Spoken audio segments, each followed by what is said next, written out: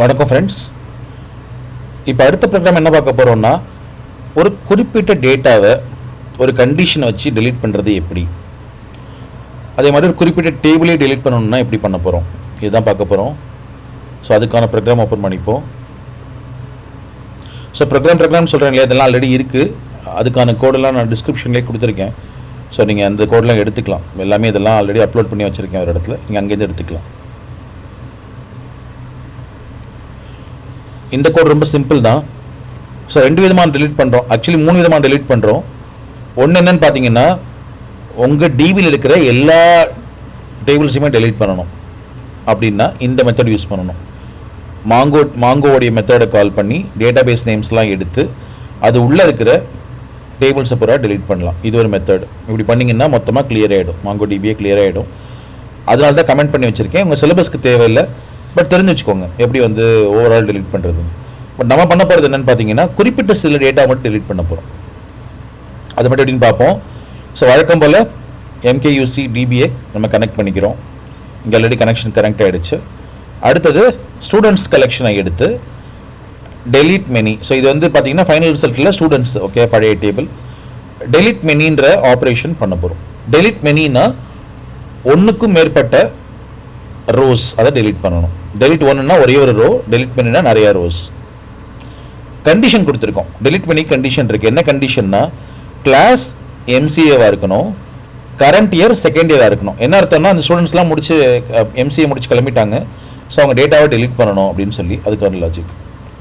அடுத்ததில் ஒரே ஒரு ஐட்டத்தை டெலீட் பண்ண சொல்லியிருக்கோம். யாருன்னா நேம் ஸ்டூடெண்ட் 1 இருக்கிறது மட்டும், ஸ்டூடெண்ட் 1 டேட்டா மட்டும் டெலீட் பண்ண சொல்லியிருக்கோம். இங்கே வந்து செகண்ட் இயர் MCA அந்த டேட்டாவை பூரா டெலீட் பண்ண சொல்லியிருக்கோம். ஸோ மொத்தம் இங்கே ஒரு 5 ரெக்கார்ட்ஸ் இருக்கும், இங்கே ஒரு ரெக்கார்ட், மொத்தம் 6 ரெக்கார்ட் டெலீட் பண்ண சொல்லியிருக்கோம். ஸோ ஃபஸ்ட் நம்ம டேபிளில் பார்த்துப்போம். நான் சொன்னது கரெக்டாக நான் செக் பண்ணிடலாம். ஸ்டூடெண்ட்ஸ் போவோம். இந்த ஸ்டூடெண்ட் 1ன்றது ஒரு ரெக்கார்டு, இது டெலீட் ஆகிடும். அதுக்கடுத்து MCA செகண்ட் இயர்னு சொல்லியிருக்கோம். ஸோ கோடில் பார்த்தீங்கன்னா MCA செகண்ட் இயர்னு சொல்லியிருக்கோம். ஸோ இது MCA ஃபஸ்ட் இயர் இதெல்லாம் ஃபஸ்ட் இயர். முதல் 5 ஃபஸ்ட் இயராக இருக்கும், அடுத்த 5 செகண்ட் இயராக இருக்கும். ஸோ இங்கே பார்த்தீங்கன்னா செகண்ட் இருக்கா, 6, 7, 8, 9, 10.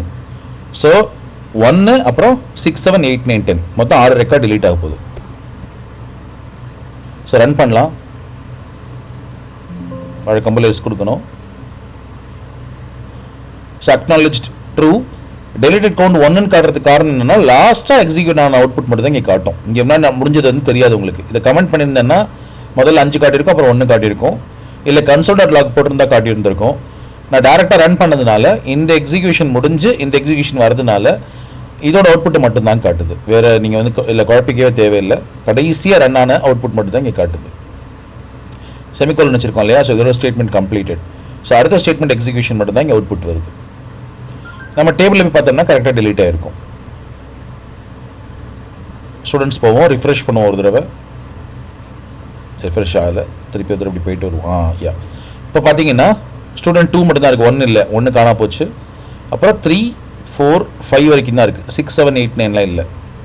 ஸோ இதுதான் டெலிஷன். ஓகே, ஸோ 4 ரெக்கார்டு தான் பாக்கி இருக்குது. 2, 3, 4, 5 4 ரெக்கார்ட்ஸ் தான் பாக்கி இருக்குது. ஸோ இதுதான் டெலிஷன். ரொம்ப ஈஸியான ஒரு கோடு தான். இதோடு இந்த ப்ரோக்ராம் முடிஞ்சுது. Bye friends.